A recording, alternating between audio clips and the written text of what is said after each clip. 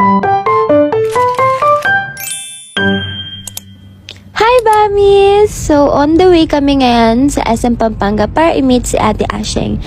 What's new, guys? Diretso kami agad ng H&M and may nabili agad, diba? Kaya di kami pwede magsama ni Mama mag-mall dahil puro kami gastos there, gastos there. Pero huya, silang naman yung binibili namin. Hindi kami bumibili ng mahal cause tipid, guys. So, ayan, naglalakad-lakad kami cause hinahanap namin sila Ate Asheng. And ayan, kasama na namin sila dyan. Kumain kami dito sa may harap ng Tom's World. Nakalimutan ko ng pangalan pero I recommend ko yung coffee shop na yan. May mga foods and drinks. Super sarap. 100 over 100. And ayan, nagchichikahan with Ate Asheng and Tita Lay bago manood ng sine dahil 4:30 pa and dumating kami ng 2 o'clock yata. And late na kami pumunta dito sa cinema dahil kaka-chismis. Diba? Pag-chismis talaga matagal eh. Char! And ayan, kapasok namin, medyo nag-start na siya. Pero nasa kalahati pa lang naman. Sobrang ganda na ito, inside out too. Nakakaiyak, nakakatuwa. Parang madami kang matutunan. Panay na lang nabubulol ba? Parang madami kang matututunan dito sa movie na to. Kaya, paglabas ulit to sa Netflix or ibang apps, ay papanoorin ko to ulit.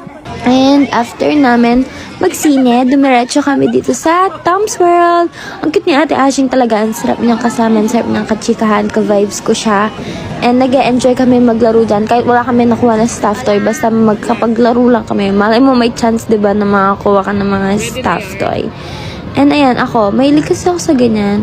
You know me naman na mahilig ako sa teddy bear. Yung kwarto ko punong-puno ng teddy bear. And after namin sa mga pagkuha ng mga toys, dumiretso kami dito sa basketball. Ganyan suot natin, tapos basketball pala yung lalaroin, no? Thank you, Ate Asheng, sa pag-bid sa amin ni Mamshi. Ay, sobrang bait ni Ate Asheng, lalo na pag nakasama niya siya. And ayan, shoot lang na shoot, girl. Tapos tingnan mo saan ko siya shoot. O, diba? Sinong baliw niyan? Tawa ng tawa si Ate Asheng dahil doon ko na-shoot. Nakakita, rugo siya ng clown. And after namin maglaro, syempre nakakapagod naman maglaro, diba? And kumain kami here sa Pepper Lunch. First time ko lang kumain dito and sobrang sarap. Parang nagsasamji ka lang, ganun. And we wait mo siya maluto. And ayan, pauwi na kami niyan. Papunta kami parking and ihahatid namin si Ate Asheng sa bahay nila.